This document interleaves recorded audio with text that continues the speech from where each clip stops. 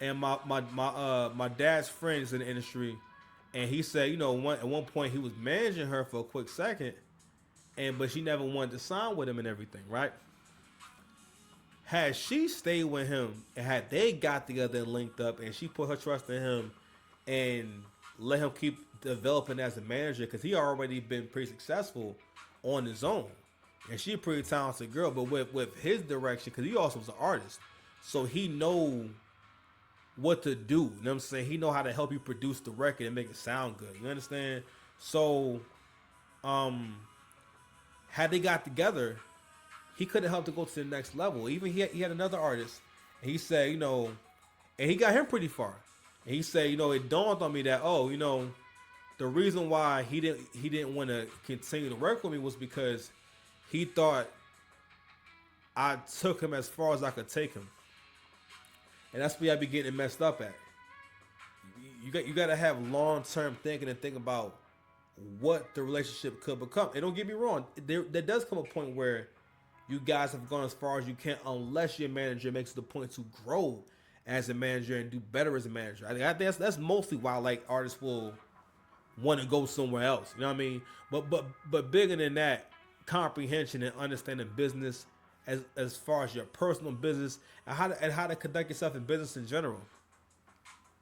Dave East more than likely didn't think about all the cuts or all the people he has to pay in order to be a rapper. What he's not considering is that, before this, you wasn't getting paid nothing.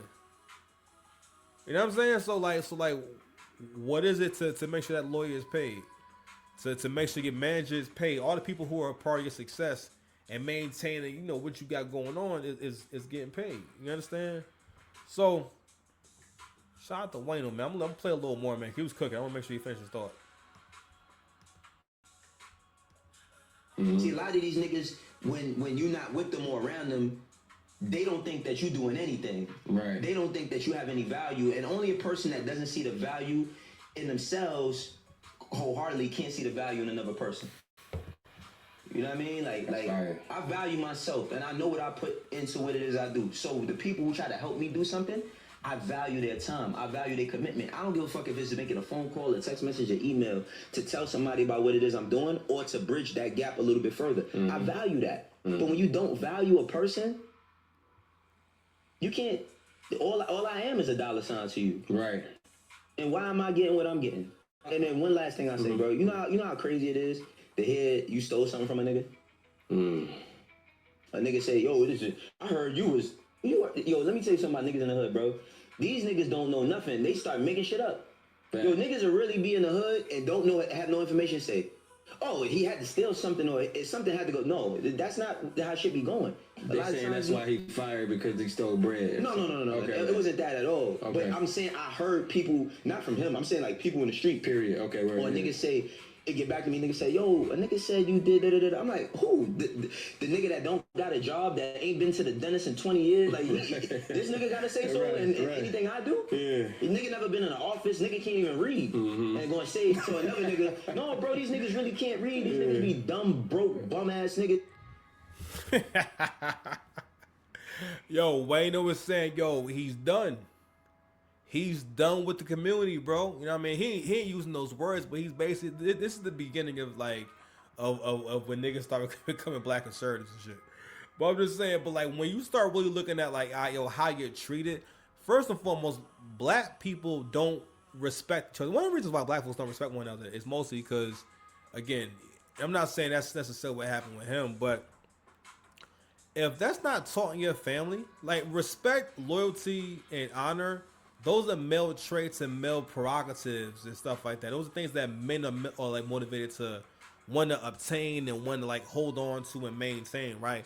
Whereas for women, like as you can see, women will go, sell their body anywhere. I mean, if you look at social media now, most women for the most part say sex worker adjacent things. You know what I'm saying? You always hear reference to a sugar daddy. A sugar daddy, there's no such thing as this dude who's just a really kind guy. And he got a heart full of gold, and he just wants to support this, this broke college student, and all he wants is a handshake. No, he's looking to do stuff too. He wants you to smell his flesh. He want to smell your flesh. He want to smell your flesh too. But I'm just saying, women. This doesn't really matter as much to women. So what happens is, again, these are the long-term consequences of female leadership, and what it does is it creates people who cannot solve their own problems and assess their problems accurately because you don't think. You're not able to think logically. You're not able to look at what happened and be objective and say, okay, this is how this actually works. Or this is what's going on.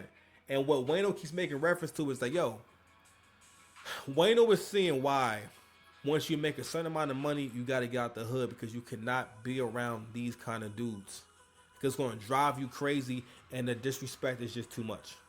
Anyway, man, we had an hour, man. I'm supposed to not been doing nothing tonight, and I was supposed to be taking it easy. But, you know, the work don't stop, man. So, y'all be easy. Subscribe to the channel.